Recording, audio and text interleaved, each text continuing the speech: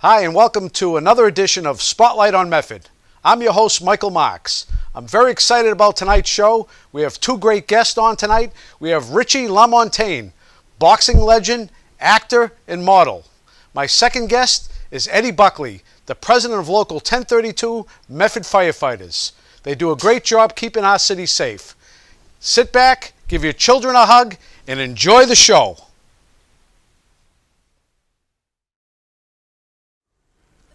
Hi, and I'm here with my next guest, Richie LaMontagne. Richie, if you don't know, is a professional boxer, actor, model, motivational speaker, and philanthropist. I mean, I think that covers everything, huh, Rich? Thanks for coming on the show. Oh, my pleasure. Pleasure to see you. Guys, yes. Rich, I know that you have a nickname, The Mountain. How did you get the nickname, The Mountain? Well, I didn't get it like, let me pick and choose. It was something that was given to me. My trainers, they said, LaMontagne. That's how I said it as a Frenchman. I said, yeah. He said, LaMontagne, the mountain. I said, yeah, what do you mean? He goes, LaMontagne, that's what it means in French. The mountain. LaMontagne means the mountain in French. And I said, oh, okay, I like that. I said, that's your new name. I said, really? I said, because I've had many nicknames growing up in high school and over the years. Growing up, I was Lemon, because people call it LaMontagne, and they call it short for Lemon. Right. It was not LaMontagne. I get mad at that. I said, no, it's LaMontagne. And so they call me Lemon for short. And then I was a Bull, because I was a running back in high school. But this goes on many funny nicknames. Right. So the mountain stuck with me with, my old school trainers, and they like that. So well, that's interesting. So your professional boxing career, your record was 29 wins. 7 losses, 1 tie, with 24 knockouts. It's very impressive. It also says that you were the USBF Cruiserweight Champion, the EBA Cruiserweight Champion, and the IBA Cruiserweight Champion. I was just wondering if you can give us a little background. Are there any notables that you were in the ring with, or people that you sparred with? Well, first of all, Cruiserweight is that's the weight class I've always been into. Actually, when I first turned pro, when I was an amateur, I was a light heavy, and then I won several regional and national titles as an amateur. I was on the U.S. Olympic team in '92. Oh, wow. Yeah, so I was on a U.S. Olympic B team. It was a traveling team, so I went to. That was the year of Barcelona, and I went to Russia. I fought the Russian over there, and wow. And I was ranked number 3 in the world as an amateur, and then so I fought everybody there was, and I only have like 40 fights as an amateur, so I think it was records maybe 35-4 maybe. So I don't have many amateurs. Most amateurs fight hundreds of times, but I had So you stepped right up into. I started fighting. I was 17, and it just got right into it, and by the time I was 19, I turned pro. Wow. And what made you get into boxing? I was very athletic in school. I have 3 brothers, and we have a big family. I have 3 brothers and 2 sisters, and I have 1 younger brother. So I was always playing sports. A very athletic family, a middle-class family I come from, and we have a good-sized neighborhood. And all the neighbors were always playing outside. We played in the streets back in the day. Right, before right. I remember those days. Yeah. It wasn't organized. Cell phones. It was like, it's like just like they say, time to come in, get in the house, and they'll call you and text you. Oh, it's dinner time. It's like lights come down. It's time to come in, and the street lights go on. It's like it's old school stuff. Great things. We didn't wear helmets, and we rode skateboards. Just funny things. A very different time. Different times. I know you have your IBA belt with you. Would you mind showing us the? Oh, absolutely, sure. This is the last title I fought for. Is I'll take it out here. Wow. This is the IBA title. I fought Michael Bennett. He was a U.S. Olympian in 2000 Olympics, and Sugar Ray Leonard was actually his mentor. He was backing him. He was supporting him. And when I fought him, I knocked him out in the 11th round. Good for you. And after the fight, Sugar Ray's like, "Yo, man, you beat my boy. Now what?" I said, "Well, it looks like you have a new boy here." So So we talked to Sugar Ray, great guy, and congratulated me, and he's a true champion himself. He's been through, he's had some ups and downs too, but Marvin Hagler, he beat Marvin. I mean, Marvin beat him that last one. So Marvin had a few matches, right? Marvin's a very good friend of mine. He not because we come from the same stables. Goody Petronelli, he trained me over 20 years, and 13 years he trained me, and he was with me when I fought for his title. That's very so impressive. I talked to Marvin. Marvin over the fight. Every fight he talked to me before the fight, tell me what to do and motivate me, and you keep your hands up, touch your head. So when you're touching your head, if you touch your head, you keep your hands up like this. Obviously you punch and you block it automatically just by touching your head. I was like, this is a boxing term. A lot of guys they fight, hands are down here, instead of here. Right. They here they don't realize, touch your cheekbone or touch your head. Marvin always said, touch your head. This and then, just moving around, shifting. If you ever watch his fights, now you look at it and say, oh yeah, he is touching his head. He's constantly touching his head. So when he touches his head and bang, gets hit, it's blocked. Now, has fighting changed? I know you've been in it a lot of years. Has it changed over the years? Yeah, it's changed. From when you first started to today? Yeah. It's come a long way. It's sadly, the years of... did you want to hold it? Feel the heaviness of it? If you don't mind. Wow, that is heavy. Yeah. Wow. There's a lot of gold there. I also have a picture of you with Sugar Ray. Yeah, that's right after the fight. It was right after the fight? Yeah. And that's Goody Petronelli in the corner, and my old manager, Edward Lemarou. So that was right after the fight. That was right after the fight. You look pretty good after the fight there. Yeah. You look pretty good. No worse for the wear, I guess. No, a little shattered. It's okay, though. Yeah, no, you look pretty good there. Yeah. So I know boxing is your love. That's your first love. Mm-hmm. You also have another side you've appeared in a number of films. I have Civil Action that you appeared in, Urban Relics, Moon Over Miami, and you appeared alongside, which to me this is one of my all-time favorites. You appeared alongside Robert De Niro as Carmen in the 1999 film Flawless. Yes, that was a great film. How do you go from boxing to appearing alongside Robert De Niro? I can tell you, I don't know how it happened. It's fate. Things happen. I don't know how I didn't wake up and say, you know what, today I'm going to try and get into movies. I never did that. Things just happened to me. It just fell upon you. I said, that's why I have motivation speeches. I talk to kids all the time and say, I don't know how it happened. Things just happened. I just love what I was doing.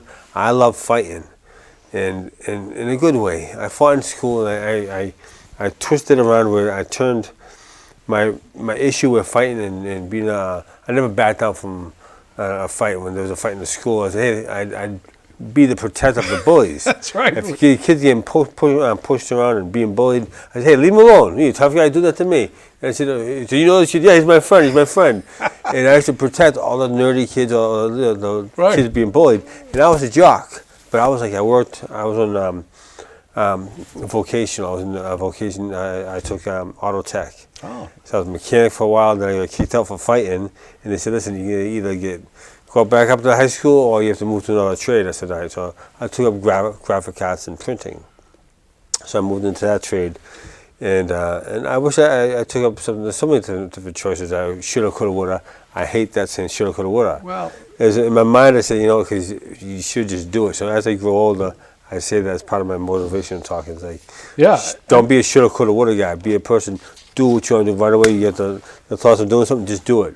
And like Nike says, just do it. And clearly, it seems like from what I can see, you took advantage of not only boxing. You've also appeared in a number of television shows, Entertainment Tonight, Inside Edition, Hard Copy. See, that's what I'm saying. Like things like that just fell in my lap after I followed my heart. I guess I went what made me happy. I was happy competing. Not so much competing, just competing with myself, being the best that I can be. Stop me from drinking. I don't drink, smoke, drugs. last time I had a beer, which is when I wasn't supposed to, was in high school. Because of training and so forth? My senior year in high school, I remember my senior year, football all-star running back. And seniors, it's our last game. Yeah, Richie, it's our last game, have a beer. And I probably had like 3 or 4 beers one night before a big game. It's our last game, seniors all partying. And the next morning, I didn't get drunk, but it's like, I was a little buzz. And the next morning, so we had the game, and we were like, we're all psyched up. And I had a football runner, I was running back, so I got the ball, boom, and broke up the middle of my goal legs, and my legs like, boom, boom. I'm like, oh my goodness, what's happened here? You felt the difference. I didn't know what happened, so my legs slowed down. So I never drank, Right. I'm not a big drinker in the first place, but then everyone, peer pressure, I drink, Richie, party. So it's probably more than I ever drink at one time, it's 4 beers. And because I like to, my thing is I always want to be aware of my surroundings. I don't like anything taking, I don't do drugs or smoking, nothing. I don't like that feeling. And one time I walked through a cloud of smoke, they're smoking pot out in the high school parking lot. And I'm like, oh my God, wow, I just got dizzy. Wow, I feel spacey and I felt weird. I don't like that feeling. And I don't like that because I am not myself. Something took over my mind, and I just don't like. Some people that love getting high. Hey, to each his own, because I want to be aware of what's going on in here. I don't know what's like spacing out, and then see someone to start a fight with me, like, hey, I get beat up. So I always the profession you were in. No. I want to be aware of my surroundings at all times, and I did the right thing. So when I was fighting, when I was drank the beer the next morning, I broke up in the middle, and tackled me, and the coaches, LaMontagne, what's the matter? Get on the bench. I was like, what's the matter with you? He was like, you a load of shit in your pants? I was like, sorry, but I don't know if you swear. I was like, no, coach. I said, I don't know what's wrong. I said, no, coach, I just have I have a stomach ache. I don't feel good. I said, get on the bench for a while. I'm like, oh my God, what's the matter with me? And I figured, I said, why are my legs so heavy? And everyone's laughing. Yeah, Richie, you drank too much last night. I was like, wow, that's it then. That's it. The beer slowed me down. I was like, oh my God. So never again am I going to let this take control of my body. That was the last time I had a beer. Last time I drank. And I know you do a lot of inspirational speaking. And I'm sure when you tell kids taught. Right, that's a life lesson that you're able to tell kids when you go around and speaking to kids. I just wanted to mention, you've been boxing in the ring for a number of years. We have a lot in common. I have been in the ring myself. It's Tuesday night at the city council meetings. I serve as a member of the city council. Okay, that's so we spar in a different way. Verbally. A verbal spa. I like but that. it's very similar to what you do. But I am terrible at verbal sparring. I'm like put him up. Come on. That's fine. Arguing, I'm not going to drama. I failed debating class. Arguing, debating. I'm like, you're always right. You're right. And I was like, forget it. Yeah. Well, I don't ever want to debate you, believe me, no matter if it's in the ring or outside the ring. Yeah.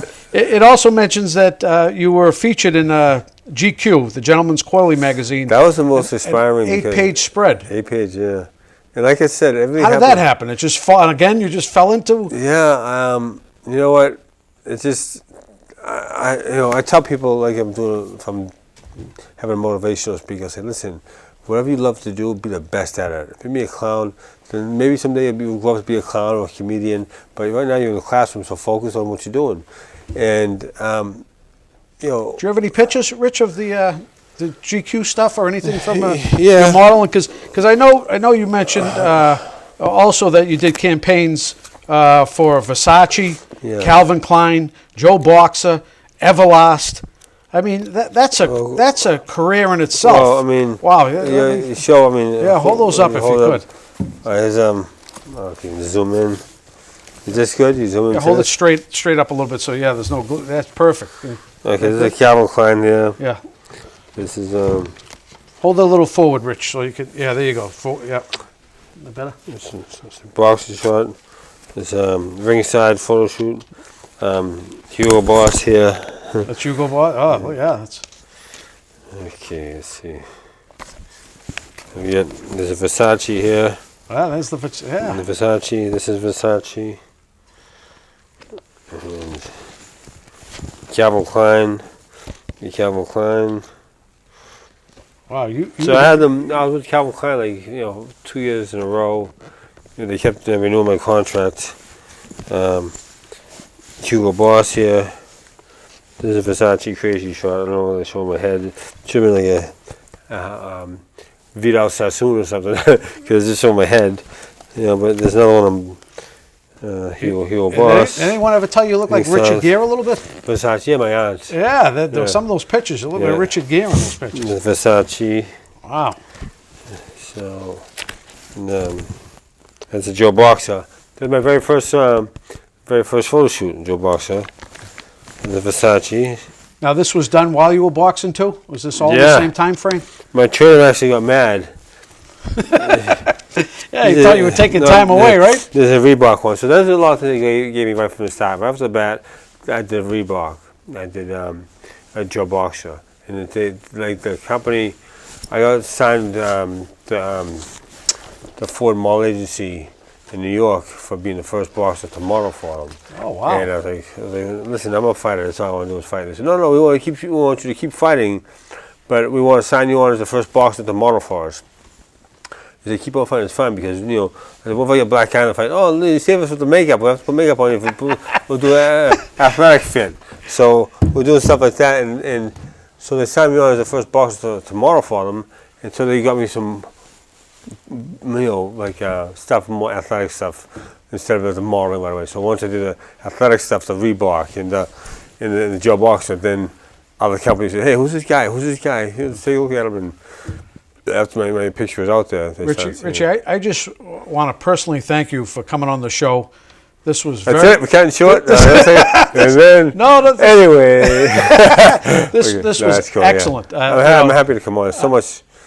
I'm very impressed with not only your background, but your willingness to work with students and work with children, and the way you're able to relay your story, which to me is... Well, I have to say this. See, when I come on here, I'm not trying to impress you, but I'm trying to impress upon you how easy life can be if you make it work for you. You know what I'm saying? It's like, I'm not trying to impress you. Hey, look at this, look at this. I'm proud of myself. I'm a very humble person. I don't even talk about this like this. People, I said, listen, you go online, go and check me online. I say, I don't really talk about myself. My manager usually does it, or so, like someone else says, oh, no, Richie just did it. And I'll tell one person, then let them tell the world. That's fine. I'm not bragging or boasting. You find out, if you know me, my true friends know my background. So it's like being humble about everything I do. It's just, my fist I'm used to my fist doing the talking, with the win. You know what I mean? I fight and I win, then hands go up, people take an interest in me. They look into me, oh, he's doing this, that, and that too. But the most important of all the stuff I do is giving back to the kids in homeless shelters. And on the holiday season, I have a foundation for children, and I go to homeless shelters where I suffer women that suffer from domestic violence, and they have no families. There's a lot of homeless shelters, mental illness, domestic violence. And I love going to homeless shelters. Drug addictions. The kids, the parents are like the deadbeats, or the mothers are abusive, and the orphanages. I love the orphanages. That I go to many of them in Dorchester, Roxbury, and I load up a U-Haul truck with all my toys. We have a toy drive, and I hand deliver them in person. Sometimes I have a friend of mine dressed as Santa Claus, and I'll wear a beard and a hat and just go in there. And, like, what? They have like black eyes and mouth, just like it's on their deathbed, they're dying. And I go to the children's hospital, and like, what's this for? Why do I get this? Because you're beautiful. You're a beautiful person. It's the best from the world. I get chills right now just thinking about how every time I think about going to a hospital room, it's the scariest thing. They make me wear masks sometimes, like, because these kids can't.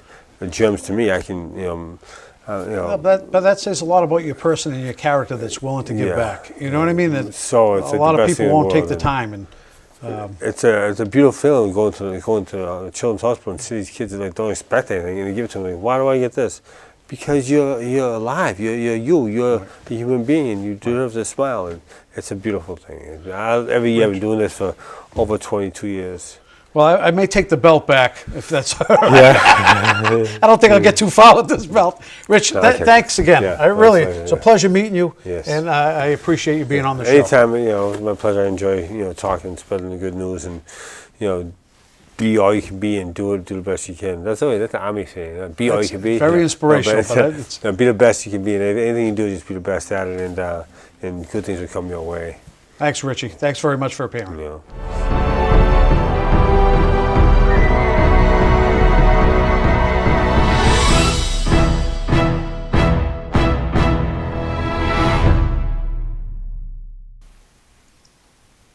Hi, and welcome back. I'm here with my guest, Eddie Buckley. Eddie is the president of Local 1032, Medford Firefighters. Ed, pleasure to have you. Thanks for having me. Appreciate it. Ed, for the viewing audience, can you first give us a little overview on the setup of the fire department? What are the particular ranks, and how does it work? We start off with the chief of the department, and then we have 6 deputies who 4 of them run the city on a daily basis, and one of them is the administration who fills in for vacations and such, and the other one is in fire prevention right now. Then we have 9 captains we have a captain for each piece that we have, whether it be an engine or a ladder truck, and we also have 1 in training and 1 in fire prevention. But yeah, there might be 10. Great. And what are the different aspects? Most people think a fire department, you get a call and you run out to a fire. What else does the fire department do? I know you have brush truck, you have river rescue. Right. What else does the fire department do? We have a boat, we have a brush truck, like you mentioned, that we can go in the woods with. We respond to a lot of medicals. Unfortunately, in Medford, a lot of overdoses, a lot of motor vehicle accidents, and because of the highway, with all the exits that we have, we cover a lot of highway land. We also, we do smoke detector inspections, sprinkler inspections, school inspections. And how does one go about getting their smoke detectors reviewed by the fire department? They just call headquarters and ask for fire prevention. They'll schedule an inspection. And are there stations? There's 6 engines in the community, right? 6 stations? There's 6 stations, yes. Yep. Yep. And are there stations that are more busy than others? And why would that be? I mean, it fluctuates. One week one might be busy, and daytime, nighttime. We get a lot of Tufts calls, so West Medford gets a lot of night calls. Daytime, Engine 1 will get a lot of more calls because they got the highway too, so there's a lot of motor vehicle accidents. It fluctuates. It changes. What type of calls do you typically get? And just say in the course of a week, what type of calls come into your particular engine? What engine are you at? I'm at Engine 2 in West Medford. In West Medford. So what's a typical week for Ed Buckley when you arrive at the job and the type of calls that you receive? Well, it's hard to say because it changes every day. You never know what's coming. You could get a kitchen fire in the morning, a house fire at night. We can go to Arlington for mutual aid to help them with the fires. We do have a lot of medicals at Engine 2. There's a couple older, Walkland Court and Alston with the elderly, a little more sickly than some of the other parts of Medford. So in particular, if someone gets locked out of their car, and I've always wondered this, is the fire department the right people to call? In Medford they are. Okay. Not a lot of cities do it though.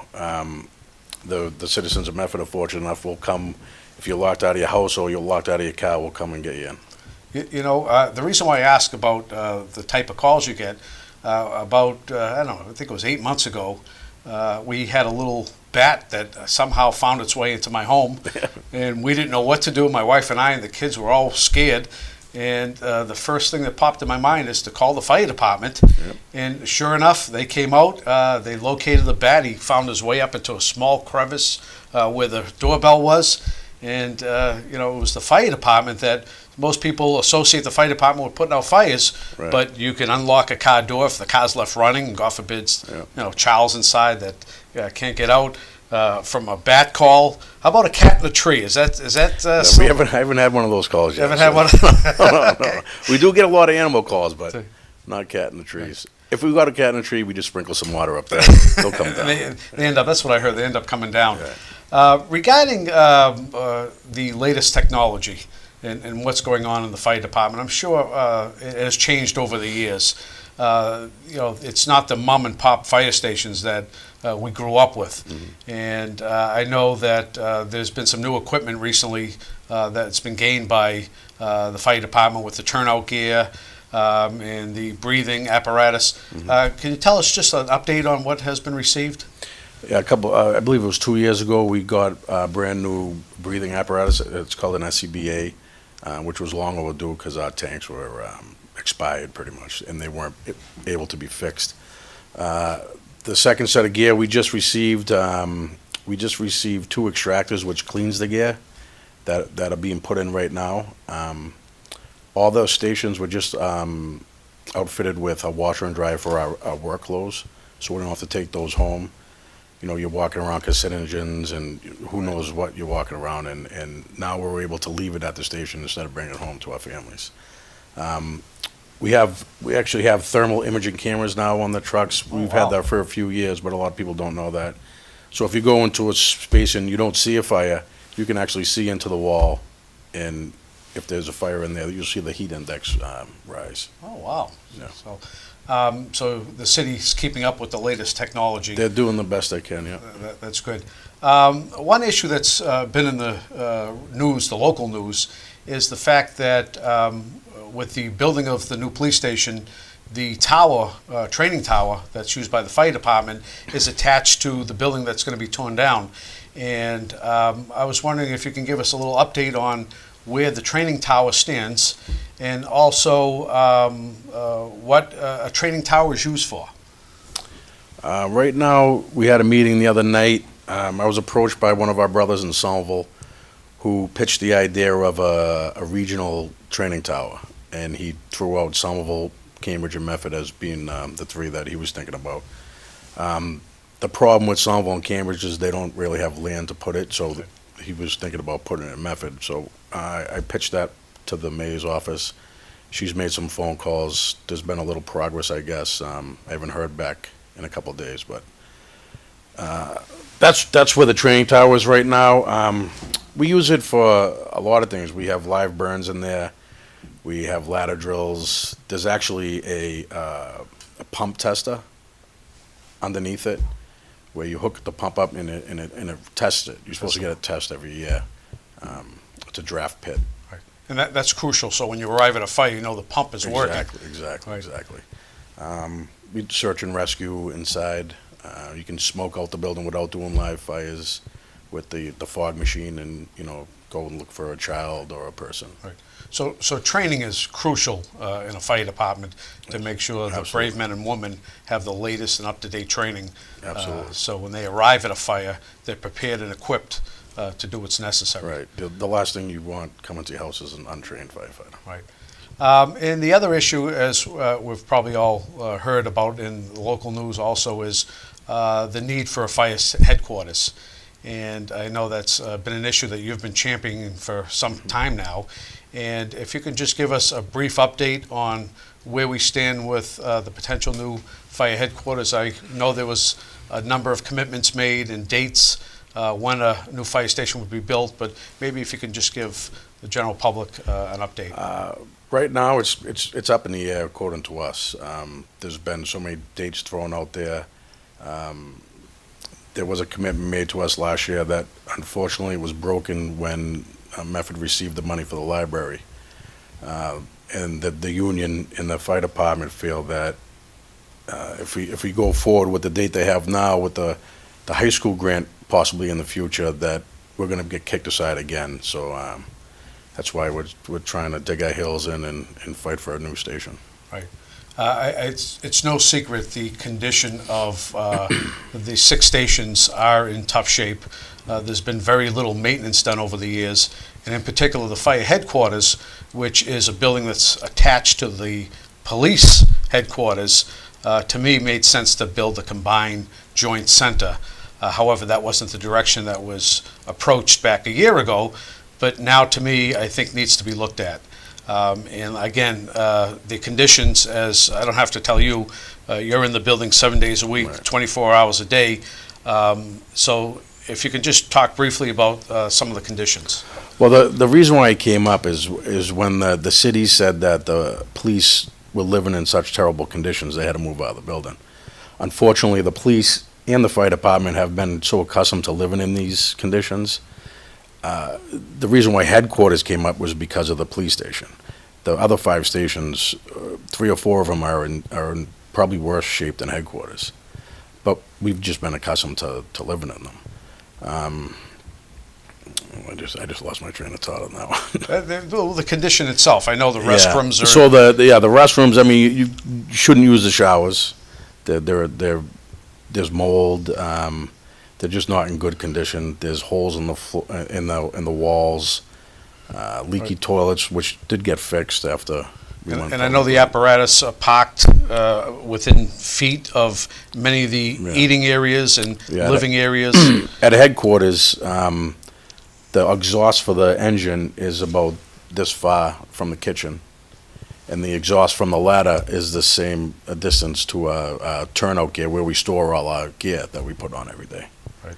We also have a gym in the back, which is about 15 feet away, and every time the truck starts and pulls in, you know, that's getting filled with exhaust. So it's been no secret, and I've toured the buildings, that these buildings are in dire need of a total rehab or total replacement.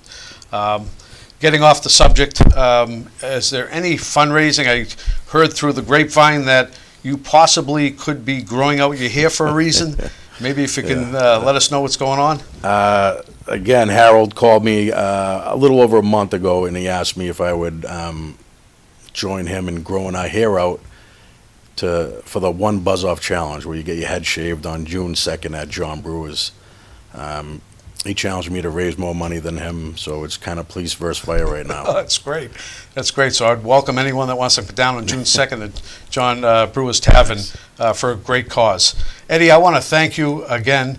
It's not until you need the fire department and when they arrive at your door that you're grateful of the work that you and your fellow brothers and sisters do on a daily basis. And I want to thank you for your efforts. And we could talk all night, but I have a half-hour show, and I appreciate your time. I appreciate it, Mike. Thanks a lot. I appreciate it. Thanks, Eddie. What a great show. I want to thank my guest, Richie LaMontagne. As you heard, Richie had a lot of experience in the boxing ring as an actor, as a model, and he had, I thought, some very great experiences that he shared with us. And again, I'd like to thank Eddie Buckley, the president of Local 1032 Medford Firefighters. As you can see, Eddie's moving our city forward, providing a safe and adequate place for all Medford residents. I want to thank both my guests, and until next time on Spotlight on Medford, see you then.